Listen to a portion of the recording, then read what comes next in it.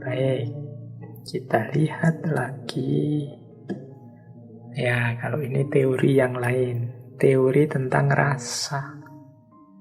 Bagaimana cinta itu tumbuh. Jadi ada cinta, ada rasa. Saya ambil potongan dari novel itu. Jadi di novel itu ada kalimat, sekarang aku tahu bahwa ada sesuatu yang lebih tinggi daripada langit dan lebih dalam daripada lautan, lebih asing daripada kehidupan dan kematian sekaligus. Aku tahu sekarang apa yang sebelumnya aku tak tahu. Ini kalimat yang mengekspresikan bahwa sebelum aku mengalami langsung, aku itu tidak ngerti apa itu cinta. Tapi sekarang aku mengerti apa itu cinta karena aku mengalaminya langsung ketika aku jatuh cinta padamu. Rasanya seperti lebih tinggi daripada langit dan lebih dalam daripada lautan. Lebih asing daripada kehidupan dan kematian sekaligus.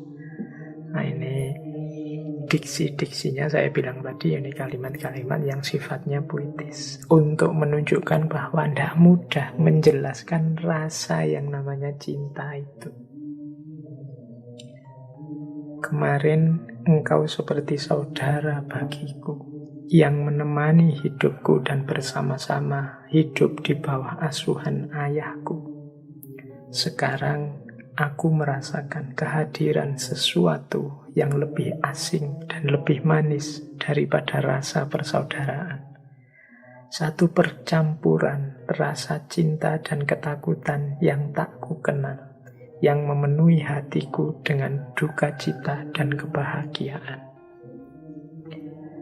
Jadi Gibran ini kan, kalau dalam novel itu diceritakan dia ini anaknya temannya ayahnya Selma.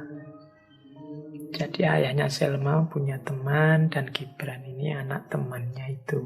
Makanya kata Selma, kemarin engkau seperti saudara. Mungkin sama ayahnya sering diajak main ke situ. Yo, rasanya kayak saudara, yo main saja, bareng-bareng saja, ndak ada rasa apa-apa. Mungkin ya seperti teman biasa saja, teman bermain. Tapi sekarang ada rasa sesuatu yang lebih asing, tapi lebih manis daripada persaudaraan.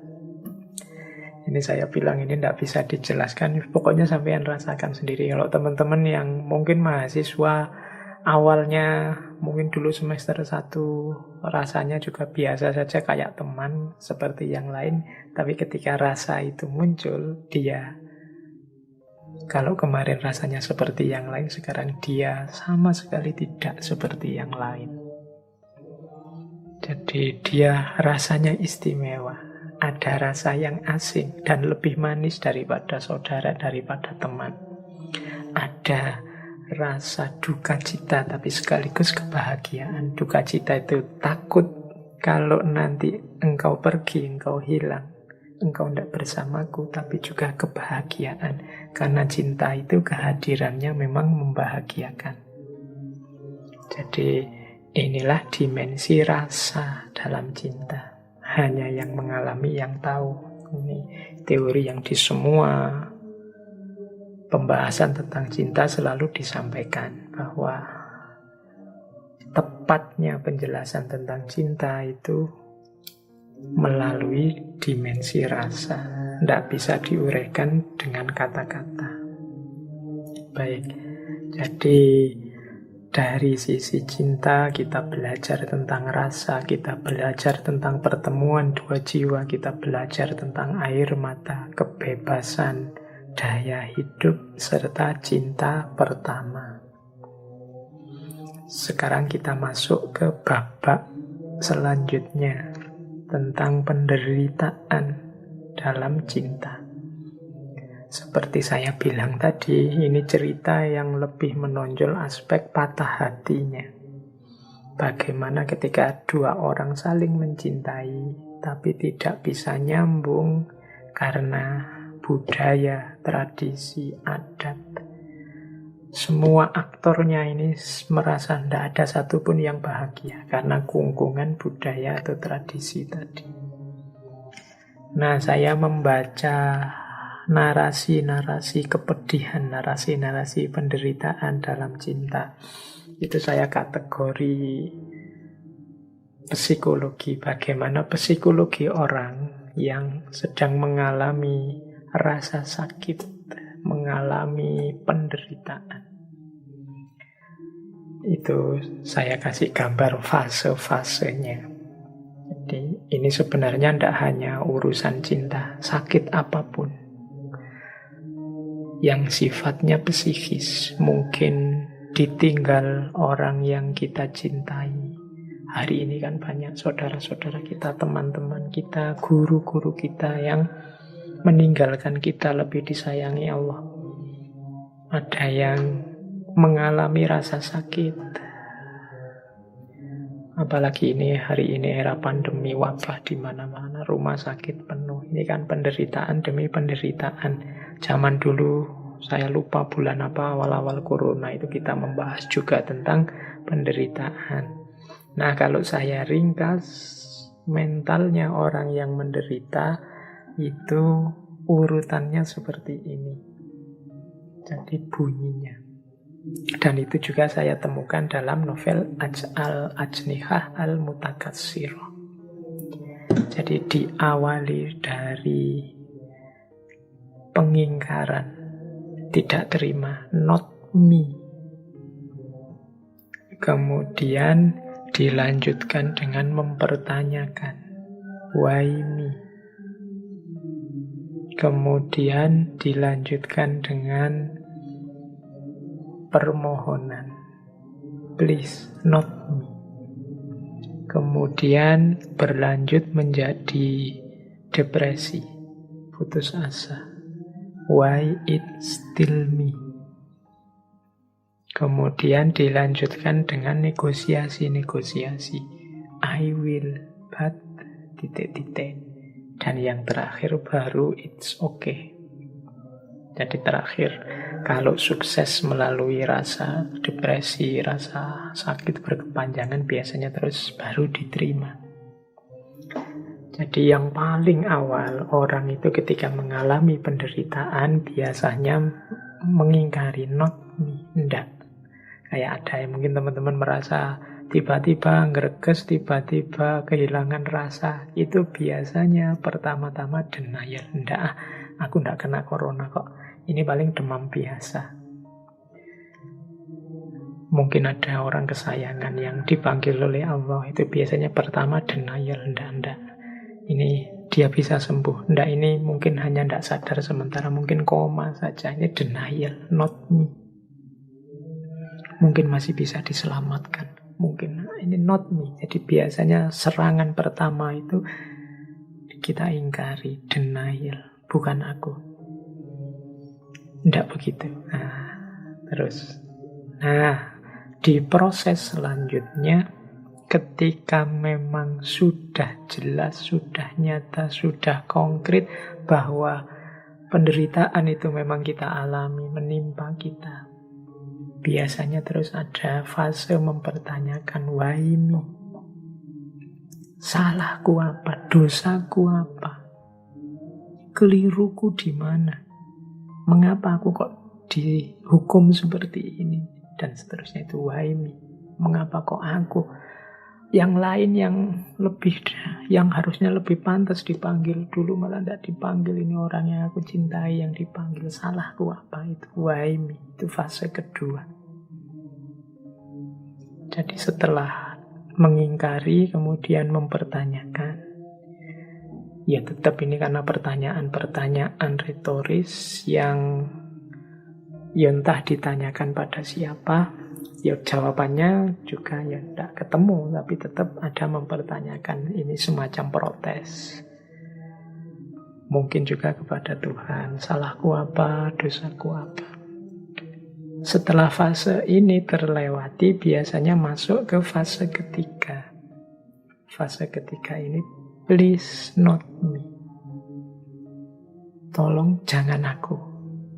Tolong jangan aku ini. Ya aku terima akhirnya memang aku mengalami ini, tapi semoga ditunda dulu.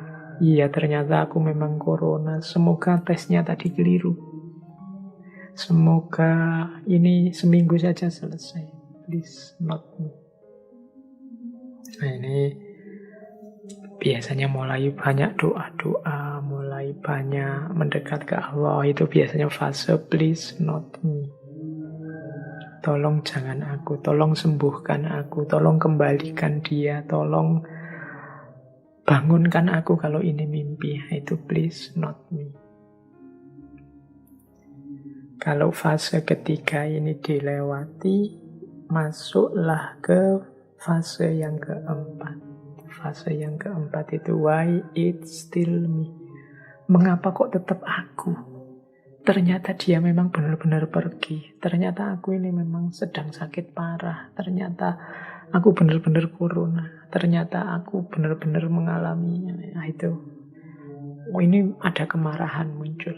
Why it still me. Ini yang tadi saya sebut depresi. Jadi stres. Ternyata benar dia pergi. Ternyata memang benar aku ini penyakitku banyak. Ini orang mulai depresi. Tapi kalau bisa mengatasi stres, mengatasi depresi, biasanya masuk ke fase selanjutnya.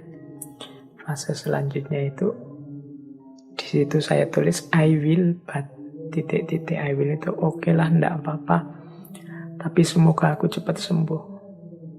Oke dia pergi, tapi tolong kuatkan aku, sabarkan aku. Tolong beri aku ketabahan. Nah itu I will but. Jadi ada negosiasi. Semoga setelah ini rezekiku tetap lancar. I will but. Semoga setelah ini keluargaku tidak ada yang seperti aku, cukup aku saja. Itu I will but. Setelah mengalami fase ini, biasanya terus it's okay. Tidak apa-apa, diterima. Ya memang kondisiku seperti ini. Nah, jadi dari orang pukulan pertama, kesulitan pertama, penderitaan pertama, itu ada pergeseran mental sampai level kita terima, ya mau gimana lagi. It's okay. Nggak apa-apa wis. Nah itu. Jadi saya nggak tahu ini kalau dari sisi pandemi kita ini ada di mana. Kita ada di level not me, apa why me, apa please not me, atau why it's still me, atau I will but, atau sudah it's okay. Ya tidak sederhana menjelaskannya, tapi ini kan salah satu perspektif. Di novel ini tentang penderitaan yang dialami Gibran dan Selma, itu juga mengalami fase ini. Diawali dari bukan aku, mengapa harus aku, tolong jangan aku, mengapa kok masih aku terus yang susah. Oke lah kalau begitu asal dia bahagia. Dan terakhir baru diterima 100%. Ini menurut saya penting ya bagi teman-teman mungkin yang mendampingi saudara-saudaranya yang sedang sakit, sedang menerima musibah. Tolong perhatikan level-level mentalnya ini. Ada kalanya orang yang sakit itu mungkin lebih butuh didampingi, lebih butuh dipahami. Kadang-kadang kita ini kan kesusu, pingin nasihati, pingin tutur-tutur, pingin yo pasrahkan saja semua pada Allah, kamu harus sabar kamu. Ya kita yang tidak ngalami mudah saja ngomong begitu, tapi yang mengalami kan tidak sesederhana itu. Maka mari kita juga mengempati mereka. Seandainya aku yang di posisinya mungkin lebih berduka cita dibandingkan dia saat mengalami musibah yang semacam itu. Baik, kita lihat sekarang ya bagaimana novel tadi yang ditulis Gibran itu mengekspresikan penderitaan yang dialami mereka berdua di cinta pertamanya.